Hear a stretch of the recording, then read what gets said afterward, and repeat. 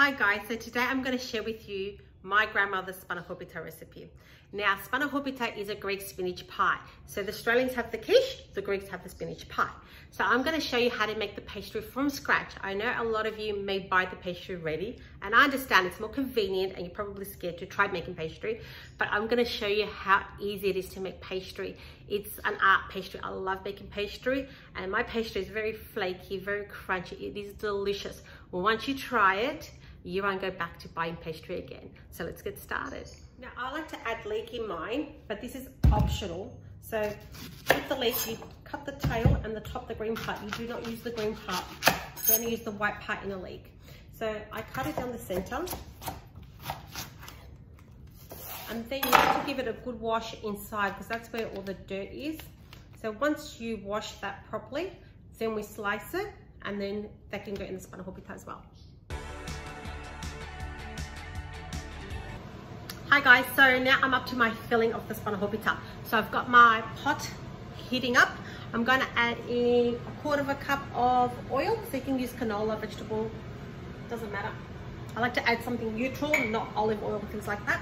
I'm going to add in my spring onions and my leeks. Cook them through until they wilted down. And then I'm going to add my spinach. This is going to be a little bit hard with one hand, but I'll manage it.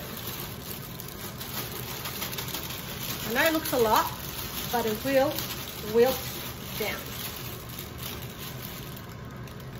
Okay, so let's get that wilted down and then we'll come back. Bye. So while I'm waiting for the spinach filling to wilt down, I just thought I'll share something funny with you guys.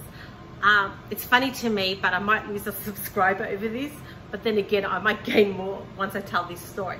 So my sister was dating Adrian, and she came running home one day. Steph, you got to teach me spanakopita because this guy I'm dating, you know, he loves spinach just like Popeye. I go, okay, we'll have some cooking lessons, because to a man's heart is through his stomach, like I always said. After 3 cooking lessons of spanakopita, she got the pastry and threw it at me, and she said, don't worry about it, you make it. So the end of the story is she did marry him, but my offer's still out there, sister. If you want cooking lessons, I'm here for you. Okay, so this is the filling we made earlier. So I put it in a bowl to cool down. So now I need to add in my feta, my ricotta, and my eggs to combine it. Now this recipe will make one spanakopita this size, and I will leave the measurements in the description box below. Now when I make spanakopitas, I usually make about 10 and I freeze them because they freeze really well. But I'll leave the measurements for 1, so you can try out 1 and see how you go. I just find if I'm going to mess the kitchen for 1, I'm just going to make 10. You know, that's how the Greeks cook. So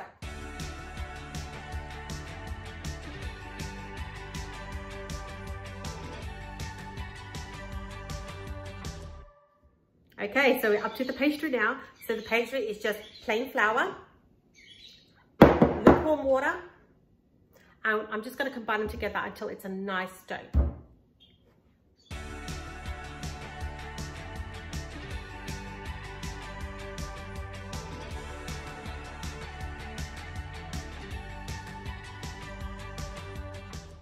Okay, so the dough's ready. All I've done was roll them into balls. So I've got all up 13 balls.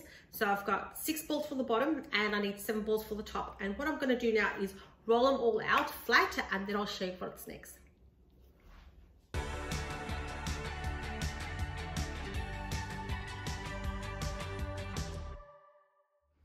Okay, so I rolled them all out, so they flat like this. I've got 6 here and 7 on the other one. Now I put flour in between so they don't stick. So all I've done now was melt down some unsalted butter.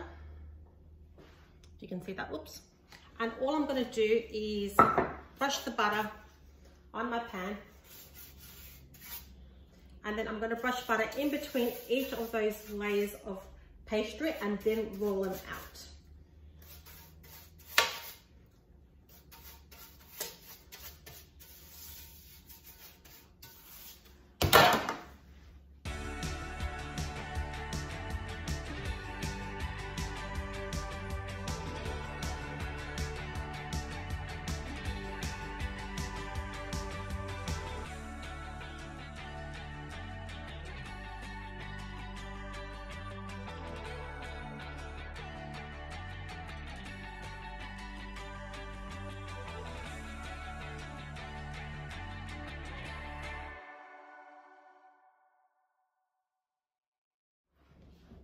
So there you have it, my spanakopita. All you have to do is now cook it in the oven on 180 until it's golden and it's cooked underneath. Now, you notice I put a lot of butter in between the dough. You need to put the butter. Do not be health conscious with the butter, because the butter is what makes the pastry flaky and beautiful. So we need the butter. Butter is love. Just pour it on, and the top as well. Okay, so if you wanted to make like 10 and freeze them, what you do is freeze them like this. So you wrap them up in Glad Wrap and put them in the freezer, and then you can take them out, thaw them and cook them, or you can cook them frozen on a lower temperature. So I want to cook this up for you and I'll be back. Hi, so I finished all my spanakopita. Now I just need to deliver them. Bye. Dinner's ready. Thanks, honey. You know I know that Stephanie makes this for you.